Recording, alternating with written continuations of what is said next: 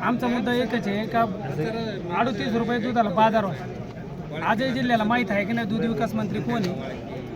आज अनुदान 5% देतो म्हणले, 5 रुपये अनुदानही नाही आलं आणि दुधाचा बाजार आणलाय 22 रुपये. आम्ही 10 लाख कर्ज काढून गाय घेतलेले, आम्ही करायचे नाही.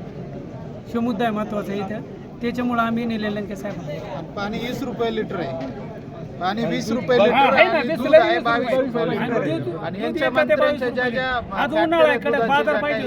परागगिरी झालं त्यांना 153 रुपये लिटरचं टेंडर काढलेलं आहे. ते टेंडर काढलेलं आहे तर मग शेतकऱ्याच तुम्ही 22 रुपये लिटरनी घेता म्हणजे काय हा, आणि पाणी 20 रुपये लिटरनी विकता.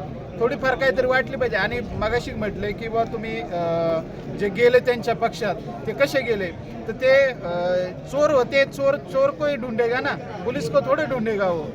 त्यामुळे चोरच चोरांकडे गेलेले आहेत आणि जे चांगले होते भ्रष्टाचारी नव्हते ते थांबलेले आहेत. त्यांच्यावर आता कसं दबाव आणायचा काय करायचं हे प्रयत्न चालू आहे त्यांचे, पण ते काही शक्य होणार नाही. आणि विमानाने हिंडणारे आहेत ना त्यांना असं वरच गरगरा हिंडू द्यात आणि जे खाली पायाने हिंडतात ना त्यांना आम्ही वर नेणार आहे. आणि आमचं सामान्य आमच्या तालुक्यात नाही, या नगर जिल्ह्यात 6 वर्षाचं पोरग सुद्धा म्हणून निलेश लंके चला म्हणून मी घेऊन जातो म्हणून त्यांना नाही लागत त्याचा पीए कोण आहे. नगर दक्षिणच्या ह्या निवडणुकीमध्ये तुम्हाला निलेश लंकेच का हवंय? निलेश लंके सामान्य माणूस आहे ना, सामान्यात येतो सामान्यात बोलतो.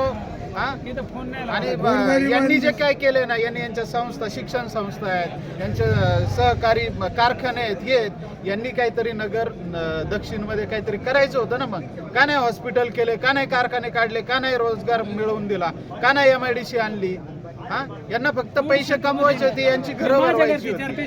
50 वर्षापासून लोक त्यांच्या मागे आहेत. त्यांना 50 वर्षापासून लोक मतदान करतात, त्याचा काय लोकांना फायदा दिला. आणि ते म्हणतात शेतकऱ्याला दिले 6,000 रुपये. अरे 6,000 जरी दिले तर तो 2 लाखाचा हे घेतो, खतं घेतो, हे घेतो, त्याचा टॅक्स होतो.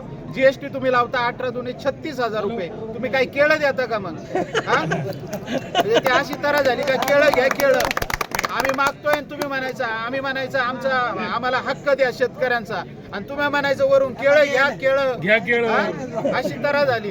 त्यामुळे सामान्य जनता ओळखून चुकलेली आहे. आता तुमचा पैसाही चालणार नाही, काहीच चालणार नाही.